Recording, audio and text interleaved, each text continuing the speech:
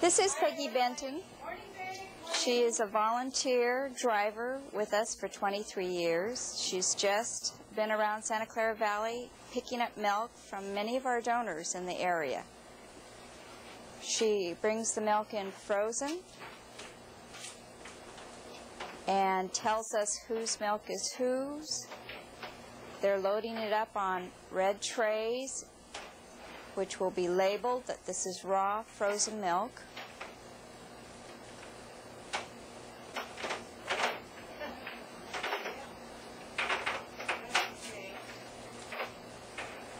And this milk will be put in the refrigerator with all the other raw milk ready to be processed.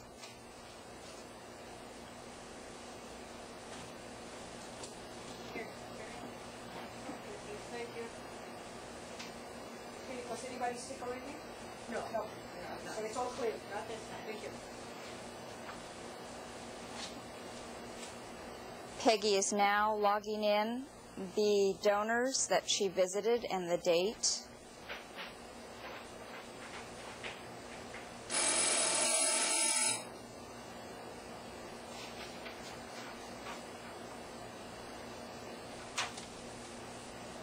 And she will log in for us the number of miles that she spent today picking up the milk.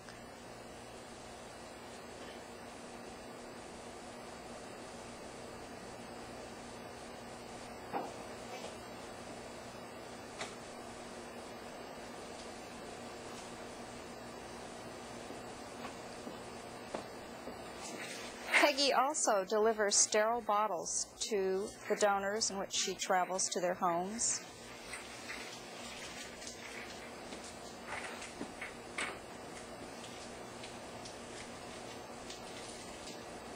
Thanks, guys. I'll see you next week. Milk that was delivered by volunteer drivers has been defrosting in the refrigerator overnight by individual donor, and we will now be pooling each donor and taking a sample of each donor's raw milk. Then the donors involved in this particular pool will be mixed to make an even pool of milk. The donors that are in this particular pool all had premature babies in a hospital, and their milk will be marked as a premature pool. The milk will go to premature infants in the hospital. You will notice that 2 of the donors were using containers supplied to them by the hospital itself. They had been collecting milk while their infant was hospitalized. This particular donor in here, the baby was a 29-weeker that expired after 2 months, and she donated all the milk that she had collected. To date, we have processed in excess of 1,000 ounces of milk from this particular donor. We will be taking 1 sample of this batch, and that will be the sample that is tested for bacteria.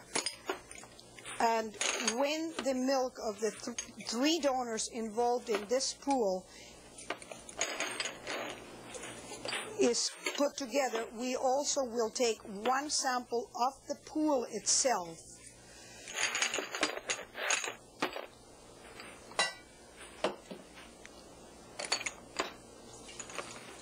The total amount of milk of this individual donor will be calculated, counted, and entered in the chart of the donor.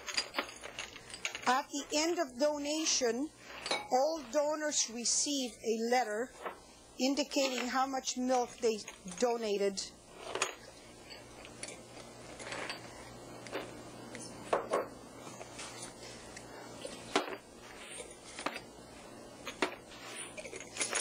You will notice that we swirl the milk gently rather than shake the containers.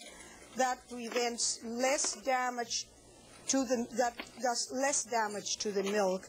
We do lose some of the fat that adheres to the sides, and unfortunately it cannot be avoided, but we do not have that much fat adhering if we swirl the containers properly. We will find out how much milk is altogether from this donor, which is donor 2811. 1800 ml. 1800 ml will be entered in the book and in the donor's chart. We keep a running total with the date, which today is July the 8th. We identify by initials BP. It means it goes into a blue pool, which means more than one donor, 1800 ml. We pasteurize batches of 25 bottles at a time, which is a total of 88 ounces. The milk that was pooled is now being preheated. It takes approximately 5 minutes to bring it to 45 degrees, and it is transferred to a water bath where it will be raised to 62 degrees centigrade and maintained for 30 minutes. We have two temperature controls, one on the outside of the water bath and a thermometer inside one of the bottles, which is a control bottle. This milk is milk that cannot be used for clinical purposes, and we use it for controls. We will reset the timer for 5 minutes, and within 5 minutes, the milk should reach the 62 degrees centigrade. Then we hold it for 30 minutes, and the temperatures are entered in the book. When the starting was, the time for starting, and every 15 minutes the temperature is checked. All milk donated to the milk bank is tested for viable bacterial population, viral bacterial content. Donors are taught how to manually express their milk into the sterile containers that we supply them. And if they do use a breast pump, they are instructed on how to clean the pump every time they use it. The testing that we do is the standard methods as detailed in Standard Methods for Examination, 16th edition of the American Public Health. And what we use is we take 1 milliliter of the milk that has been pooled. It is diluted into 100 milliliters of a phosphate solution.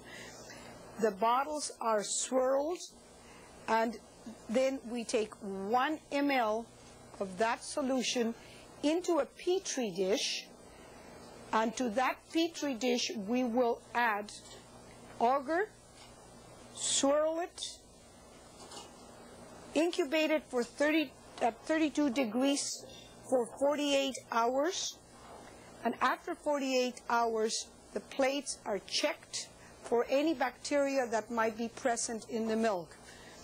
We test the samples of raw milk and the samples of heat-treated or pasteurized milk.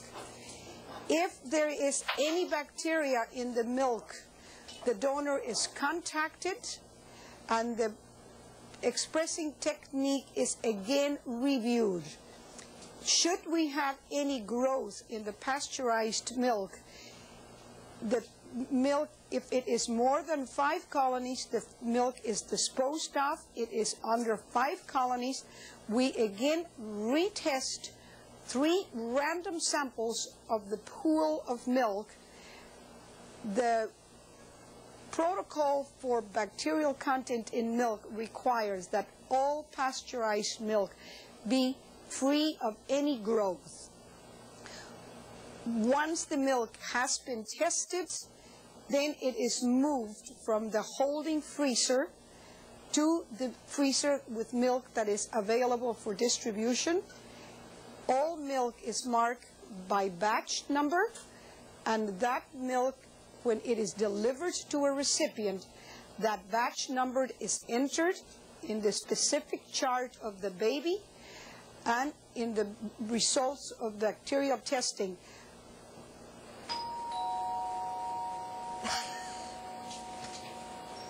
Hi, Becky. Good morning, how are you? Pretty good.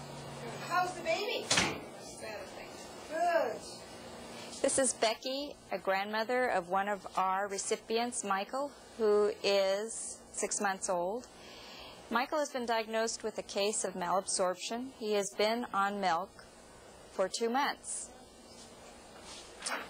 And we are giving her regularly frozen breast milk that has been processed, and the milk is age-related to Michael's age. And she comes regularly to pick up the milk and delivers empty bottles back to us.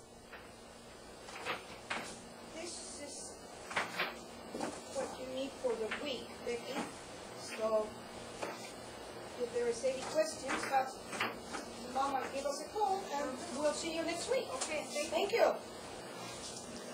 Hello, my name is Maria Teresa Asquith. I'm director of the Mother's Milk Bank at Santa Clara Valley Medical Center in San Jose, California.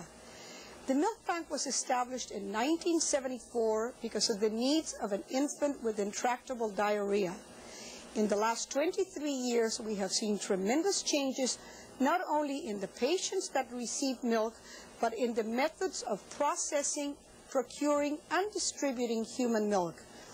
We are very happy to be charter members of the Human Milk Banking Association of North America, which was established in 1985 and oversees the operation of milk banks in the United States and Canada, and as of this month in Mexico, where the first milk bank in Latin America was established under the guidelines of the association.